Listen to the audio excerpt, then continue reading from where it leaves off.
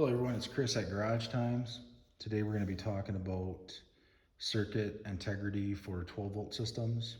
There's 6, 12, 24 and EV higher voltage systems, but today we're just going to be talking about 12 volt systems, and some of the tools that you can use to help you figure out what's going on is a multimeter. This happens to be a Fluke. They're pretty good. This is an older one.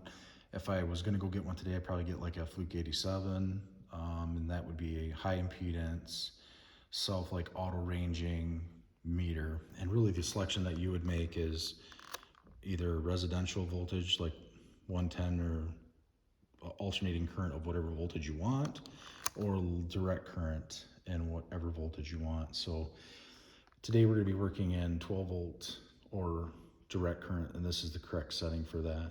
That's what we would be doing. So the other thing that you can use, which this is actually what we'll be using today, the multimeter was just like an option.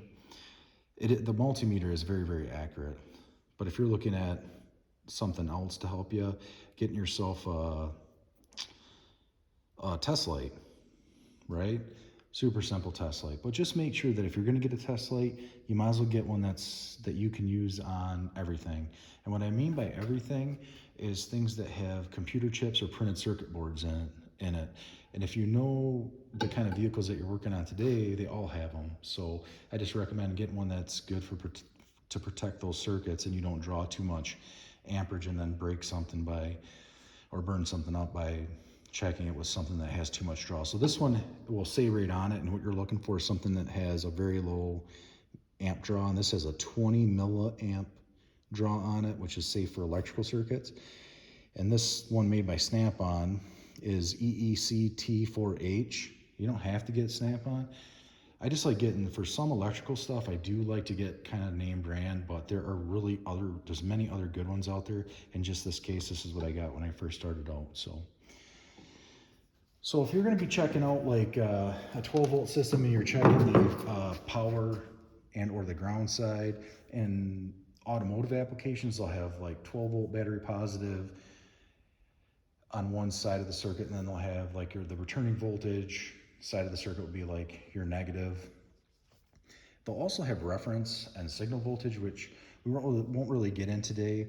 We're just going to focus on the battery positive feed and the integrity of that, and then your battery positive feed and the integrity and the negative side. Do I have a good ground? So like battery positive and a good ground, that's what we're looking for. A lot of times you'll get different types of plugs that have like MetroPack seals on the back.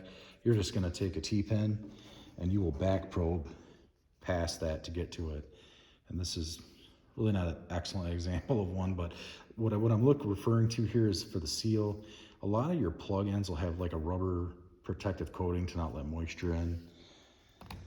And in this case, this one's just like a hard plastic seal. And what you would do in this case, you could just back probe it there. But on those other ones, more up-to-date ones, that rubber seal, it's really easy to back probe past to put the T-pin in, and then you can measure off that. In this case, this 12 volt battery, we're just going to be checking right now we're on the negative side. I've connected to the negative side of the battery, and what I'm trying to do here is I'm trying to check my battery positive. Like, is my battery voltage positive that's running through my circuit, is it good? So let's check it out.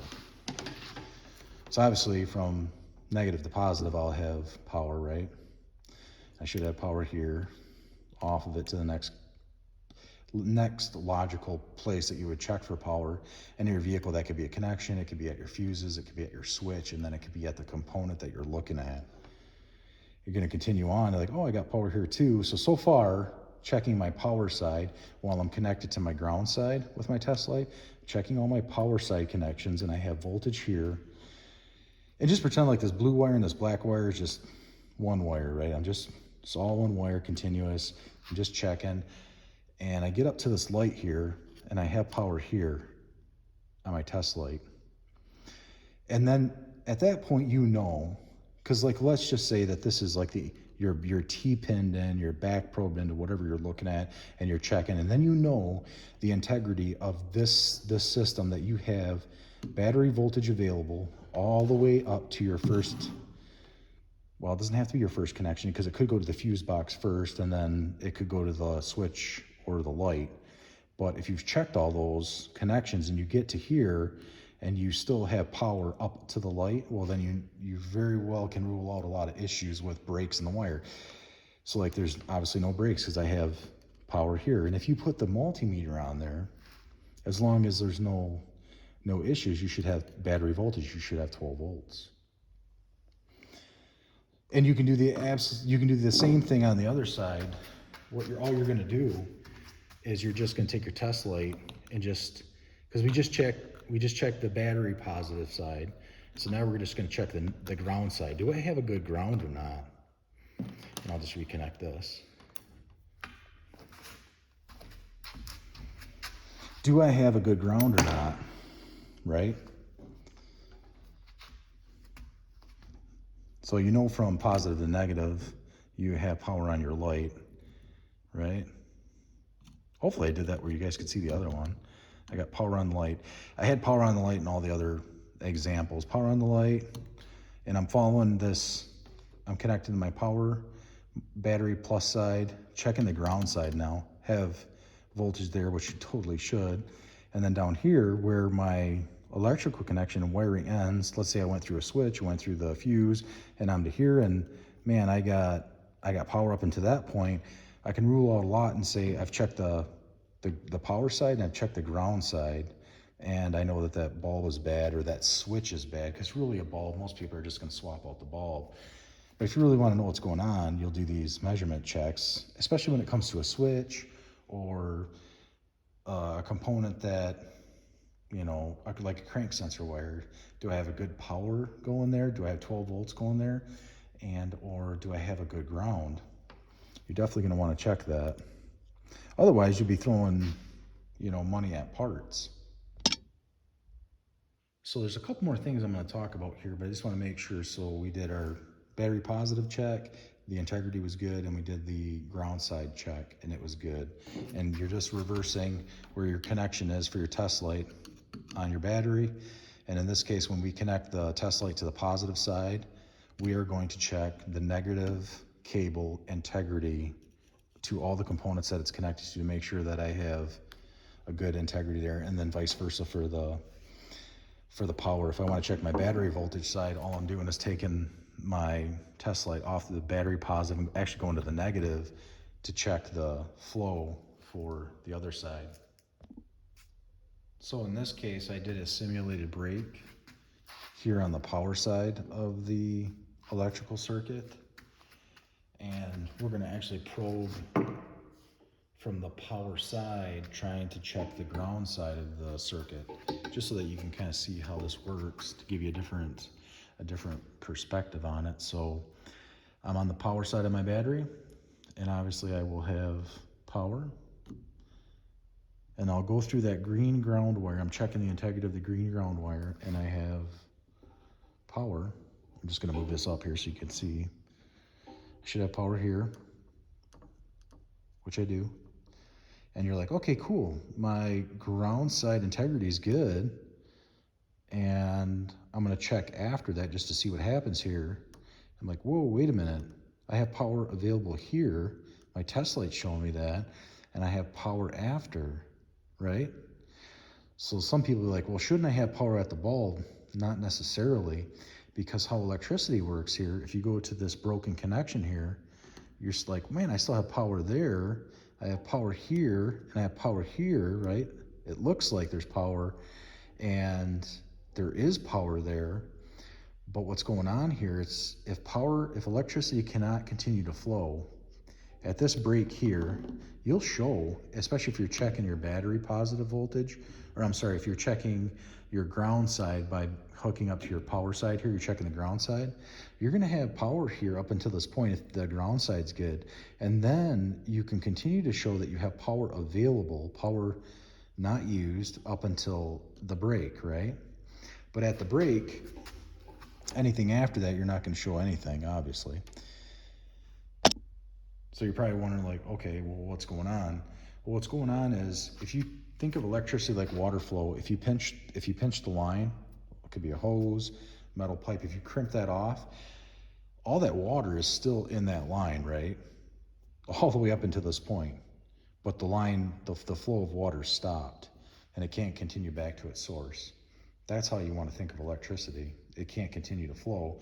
The bottleneck's here, even though it shows you that you have available power, but because of that connection and it cannot continue to flow back to its source, that's it. If it can't flow back to its source, it'll be stumped off and you're not going to have anything. But when you check with your test light, you're gonna be like, I should have power here and I should have power here. Well, you got to know for sure. First of all, are you checking your ground side integrity or your power side integrity? And then after that, if you're probing along, you know that from that ground side, from the battery, all the way to the light, beyond the light, you know that all that circuitry is good up until to this point. And this point here that we're measuring, that could be like a switch, that could be a sensor, it could be anything, it could be a motor. You know what I mean? Like, you have power available to that motor, you have power available to that switch.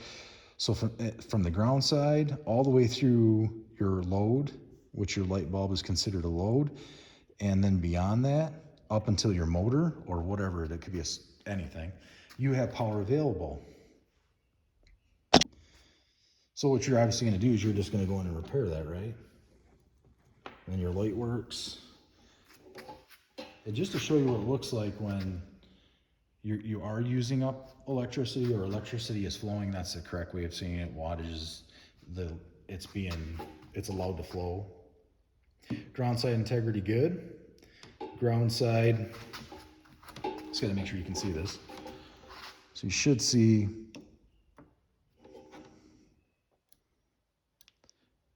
I'm on that ground side still, right? The test light's lighting up, but check it out. After I go beyond it, now my test light's not lighting up.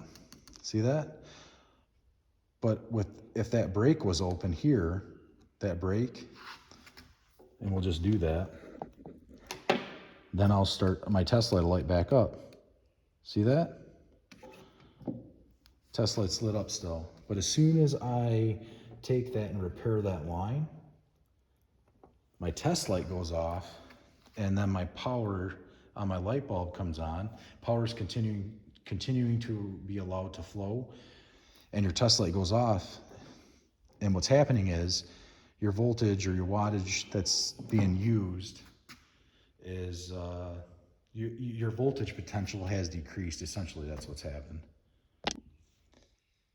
And so basically, I just with having the light connected and power flowing through it, the checks with the test light, and then with the simulated brake, what it looks like with the test light, kind of gives you an idea that, hey, you might encounter things that you might have to stop and just be like, okay, why do I have a light here now and I didn't before? Or, you know, where is that brake actually at? So the easiest way is like when we started, if you're just checking your ground side, you know, you're connecting to your battery positive and you're checking the ground side, all the connections on the ground side up until the component, device, switch, motor, whatever it is. And you should have, your test light should work unless you have a brake on the ground side. And if you have a brake on the ground side, then, and you should be able to find it then. And then you'll just reverse that and do that on the other side. So hopefully this helps and I didn't make it too confusing for you. And you guys have a good one and see you next time.